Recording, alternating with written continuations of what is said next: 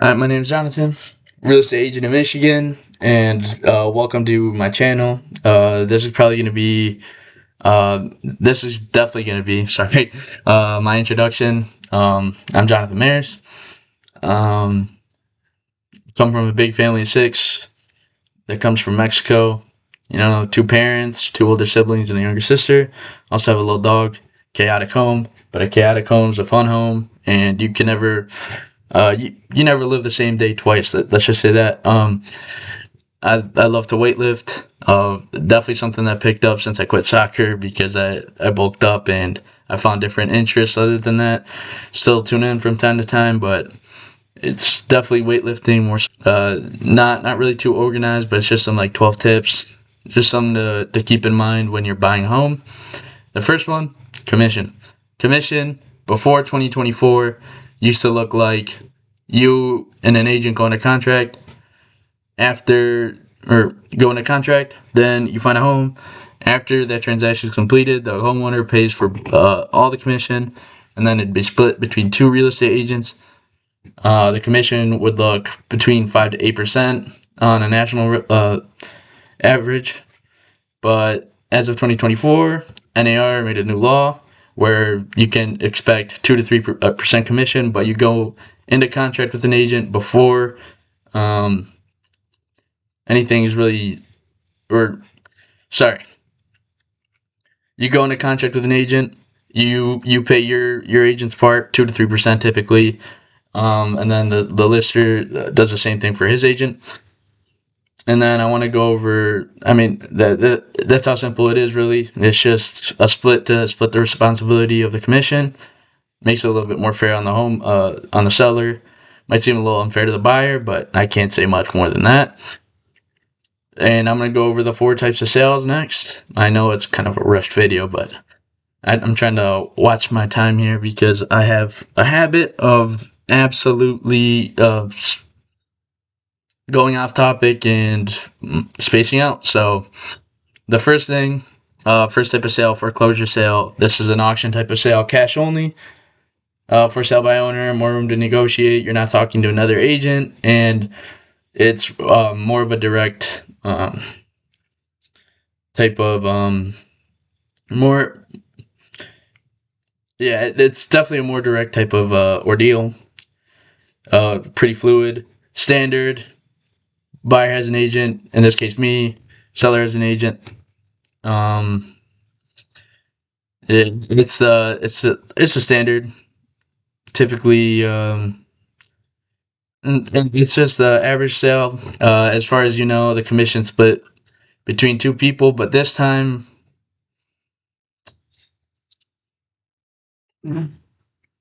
let's just continue. Standard transaction, two agents, buyer and seller. Similar. I mean, the commission's gonna work the same way. Short sale. Someone wants to get rid of their home. You see less prices. Typically, these are they don't really have representation. They get rid of a house because they're in financial hardships, or they just don't want anything to do with it, or they can't afford repairs. That sort of deal. More risky. That's also a loan, cash. Same thing with the standard and the for sale by owner.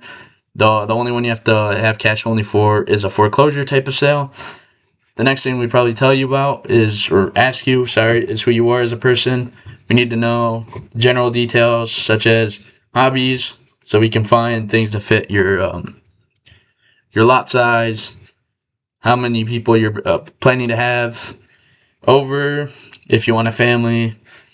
Then we can match you to a size of housing, a general size of housing, so you can have the amount of rooms you desire and bathrooms. That way, you can actually fit family in it.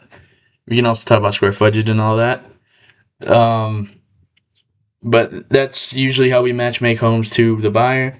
Another good thing to know is when we come to style, size, and conditions and amenities.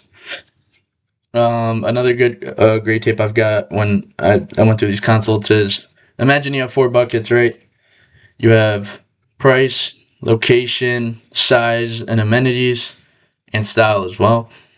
If you had one bucket of water, what would you do? If you don't have as much money to play with, price is going to be your bucket that's going to be the fullest. You're going to care more about that. So you're not going to be able to pay as much attention or have what you want in a home. But if it's your price budget, you might get a similar style. You might get the location you want. You might get the size you want. But the three most important, I'd say, location, size, and style for sure. The amenities, they're just something that if you don't really have as much of a strict budget, you can definitely play with. You'll definitely find the home you want. If you don't have a budget that you have to that's really contingent or constricting. But that's one good way to think about it. If you don't really care too much about price, you can definitely care about the other stuff. That's just another good thing to keep in mind. And then the next thing we go into, styles of homes, colonials, bungalows, ranch. Those type of things are something that you can take into consideration. If you really care, you want a 2-story colonial no matter what, we can find that for you. Size of homes, we can look up square footage for you. We can look up how many rooms you want, bathrooms, lot size, anything. That's definitely something to keep in mind. I'd say that's probably the most important thing, minus location if you have kids. Some good conditions to keep in mind. Homeowners association, if you kind of want to live in a subdivision. It's definitely more common in subdivisions where they look so uniform. Typically in HOA, they take care of street roads and trash bins. So you don't really have to pay much mind to that, but that's another complaint people have, that they're kind of lousy on maintenance. Depending on the HOA you have, they might be great, they might be bad. It's entirely up to their responsibility. You won't have as much freedom to do as you want with your home. A lot of you guys probably grew up in HOA homes. Like, you can't have campfires past a certain time. You can't be too noisy. You can't really mess around with the style of the home from the outside, at least. From the inside, think with some permission, you'll be allowed to renovate. But yeah, that's definitely a good thing to keep in mind. If you don't really mind an HOA and you just want amenities, price, size, and things like that, they aren't a bad option. When it comes to amenities, again, something to keep in mind. If you're more price contingent, just to let you know, those are probably not going to be there. But if it's something you really desire, there's probably going to be some properties available where you can pay more attention to that. But that's another thing that goes back to lifestyle. You have that freedom if you're like single or you don't plan on having kids and stuff like that. You could probably find a home, for example, that's in the right location, smaller, has a pool, but you're not gonna have the liberty with like size and stuff like that. The next thing I want to go over, MLS. MLS is just the database agents use. That's where you'd find posted homes, new listings, houses that are recently under contract with a listing agent, posted on the MLS system. That's how we, as buyer agents, are going to narrow that down for you. New construction, I think that's also a filter on the MLS system. More advertising than any of the other homes, minus, I'd say, any of the other homes.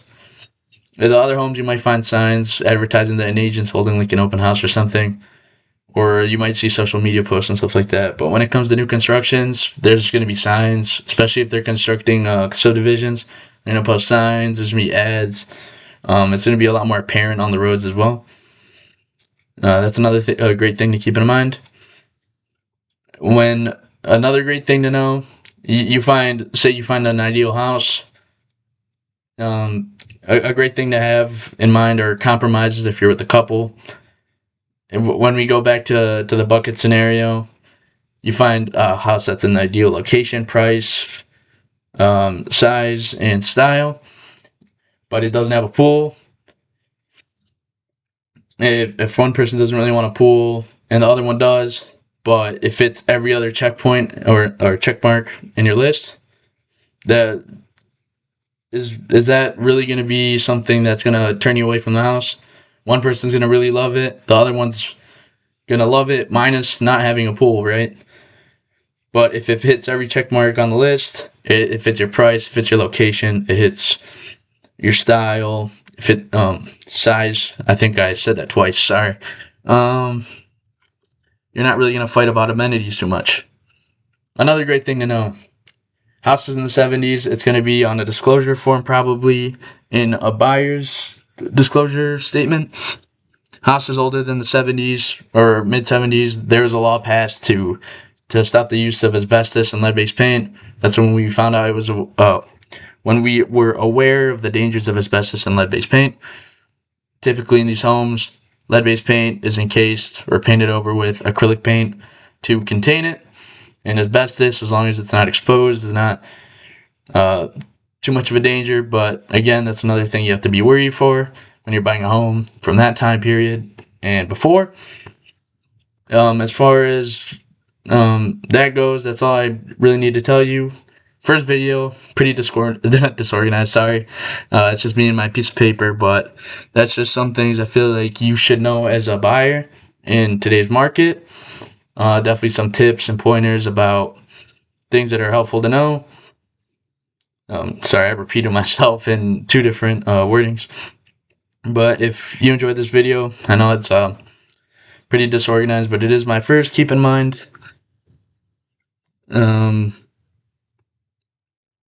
if you like this type of content, I mean, it's just me in my room. God knows, probably like 8 p.m. Please leave a like. If you have any questions relating to real estate, my contact information is on my social media pages. It's on my website, and I might address it in a future video with permission B. If it's example specific and something you're going through, I'll keep it private. Anyways, I hope you guys enjoyed the video as much as I enjoyed recording it. And have yourselves a good one. Take care, and see you in the next one.